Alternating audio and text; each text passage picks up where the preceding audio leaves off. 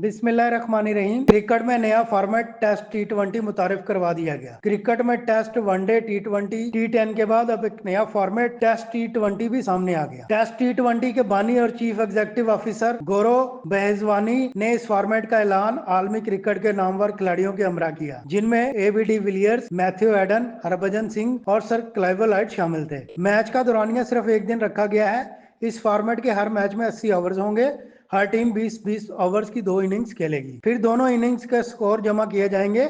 नतीजा जीत, हार, टाई या ड्रा सब मुमकिन हो सकेंगे। अगर दूसरी इनिंग्स में बैटिंग साइड की 5 विकेटें बाकी हों तो वो मैच को ड्रा करार दे सकती है। बसूरत दीगर मैच का नतीजा लाजमी होगा। यह फॉर्मेट टेस्ट और टी20 दोनों के असूलों का इम्तजाज होगा। इस हवाले से साबिक जनूबी अफ्रीकी कायद डी विलियर्स ने कहा है कि इसे 13 से 19 साल के नौजवानों को जेहन में रखकर तैयार किया गया है। मकसद ये है कि उभरते हुए खिलाड़ियों को आलमी स्टेज पर अपनी सलाहियतों के इज़हार का मौका दिया जाए, वो भी बिल्कुल एक मुनफरिद तर्ज क्रिकेट के साथ।